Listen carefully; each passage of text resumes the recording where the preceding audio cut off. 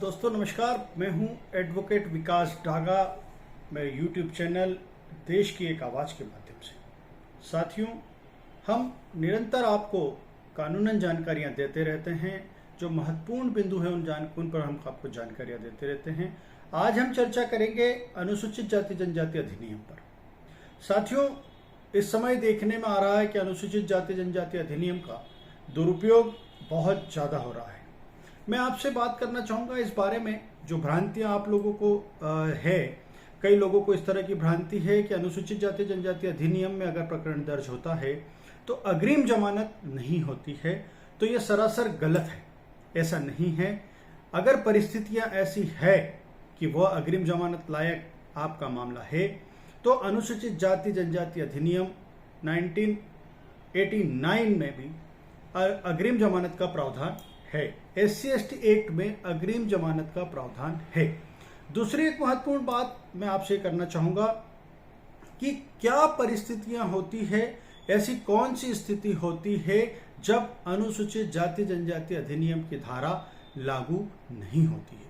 साथियों, कई बार ऐसा होता है कि अचानक हम कहीं रास्ते में जा रहे हैं और किसी व्यक्ति से हमारा विवाद हो जाता है। हम उससे पूर्व से कहीं जानते ही नहीं हैं, न हमें उसके बारे में कोई पता होता है, लेकिन क्षणिक विवाद, वो चाहे वो वाहन को लेकर हो जाता है या कहीं निकलने की बात को लेकर हो जाता है या कहीं मेले में या रास्ते में टकराने की बात को लेकर विवाद हो जाता है, और बदकिस्मती से वो व्यक्ति अनुसूचित जाति जनजाति का निकल जाता है और वो प्रथम सूचना रिपोर्ट हमारे खिलाफ, सामान्य व्यक्ति के खिलाफ दर्ज करवा देता है और उसमें पुलिस अज्ञानतावश या किसी और कारण से अनुसूचित जनजाति अधिनियम की धाराएं लगाकर उसको प्रकरण बना देती है।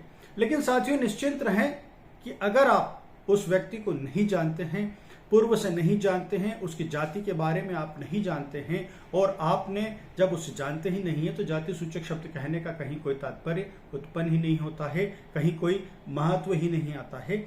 ऐसी स्थिति में जब ये पता लगता है, जब प्रथम सूचना रिपोर्ट से और कथनों से ये ज्ञात हो जाता है कि उस व्यक्ति को आप पूर्व से नहीं जानते थे और अचानक प्रकोपन से इस तरह की घटना घटित हुई है, तो ऐसी परिस्थिति में अनुसूचित जनजाति अधिनियम की अधिनियम 1990 की धारा 3 एप्लीकेबल नहीं होगी। 325 भी उस पर एप्लीकेबल नहीं होगी, क्योंकि सेक्शन 3 ये कहती है, धारा 3 ये कहती है कि जब तक आप किसी व्यक्ति की जाति के बारे में आपको जानकारी नहीं है, तब तक आप पर उस व्यक्ति के जाति संबंधी किसी धारा का, किसी भी अधिनियम का प्रावधान उस व्यक्ति पर लागू नहीं होगा जो उस जाति का नहीं है। तो साथियों, कई बार आप इस बातों से परेशान होते हैं, पुलिस आपको परेशान करती है, तो आपको इस बात से कतई घबराने की आवश्यकता नहीं है। ऐसी परिस्थिति में आप पर अनुसूचित जाति जनजाति अधिनियम की धारा का लागू नहीं होगी। मुझे लगता है कि शायद आप लोगों को ये मेरी बात बहुत बेहतर तरीके से समझ में आ गई होगी।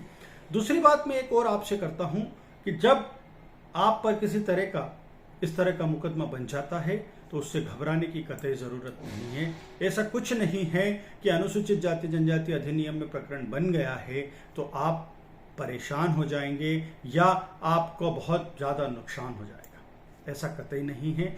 ये भी कई अधिनियम दूसरे आम अधिनियम की तरह ही कार्य करता है। दूसरे आम अधिनियम की तरह ही इनमें भी आपको अपने बचाव का अवसर प्राप्त होता है, इनमें भी बचा जा सकता है, इनसे भी दोष मुक्त हुआ जा सकता है। इसमें महत्वपूर्ण बात अगर आपको ध्यान रखना है तो पुलिस जो आरोप पत्र न्यायालय में प्रस्तुत करती है, जिसे हम चालान कहते हैं, चार्जशीट कहते हैं, उस चार्जशीट में उस व्यक्ति की जाति के संबंध में कोई जाति प्रमाण पत्र संलग्न है या नहीं है, इस पर भी प्रकरण को चलाने में बहुत कुछ महत्वपूर्ण भूमिका अदा की जा सकती है। तो साथियों, घबराए नहीं। अनुसूचित जनजाति अधिनियम कोई हवा नहीं है, वो भी हिंदुस्तान का एक अधिनियम है। हिंदुस्तान के सीनेरियो को देखते हुए उस अधिनियम को बनाया गया है। ये बात बिल्कुल सही है कि उसका लोग दुरुपयोग बहुत ज्यादा करने लगे हैं, लेकिन उससे आपको घबराने की कतई जरूरत नहीं है। एक अच्छे अधिवक्ता महोदय से संपर्क करें, वो आपको निश्चित ही इस अधिनियम से भी निजात दिलाएंगे, इस झूठे प्रकरण से भी आपको बहुत आसानी से निजात दिलाएंगे। तो साथियों, मेरा ये वीडियो आप देखें, इससे आप संतुष्ट हों, आप घबराएं नहीं। मेरे इस चैनल को आप सब्सक्राइब जरूर करें। सब्सक्राइब करने के पश्चात आप मुझसे जो भी सवाल इससे संबंधित या अन्य कोई कानूनी बातों से संबंधित सवाल जानना चाहेंगे, मैं उनके जवाब आपको संभव जितनी जल्दी हो सकेगा आपको दूंगा। पर मेरा आपसे निवेदन है कि मेरे इस चैनल एडवोकेट विकास डागा देश की आवाज को सब्सक्राइब करें, शेयर करें और अधिक से अधिक अपने साथियों को शेयर करने का और सब्सक्राइब करने का निवेदन करें। ऐसे ही छोटे छोटे वीडियो लेकर हम आपके साथ फिर जल्द ही हाजिर होंगे, जल्द ही आपके सामने होंगे। आपसे पुनः आग्रह है कि आप जो भी आपका सवाल हो, मेरे इस चैनल को सब्सक्राइब करें, अपने सवाल पूछें, ताकि मैं आपको और आसानी से और अधिक जवाब आपको दे सकूं और कानून संबंधी जो जिज्ञासा आपके मन में है, जो भ्रांतियां आपके मन में हैं, उन्हें मैं शांत कर सकूं। नमस्कार। आप सभी स्वस्थ होंगे, प्रसन्न होंगे, अपने अपने परिवार में आप प्रसन्न रहें, स्वस्थ रहें, यही मेरी कामना है। आप सभी को बहुत बहुत नमस्कार, धन्यवाद।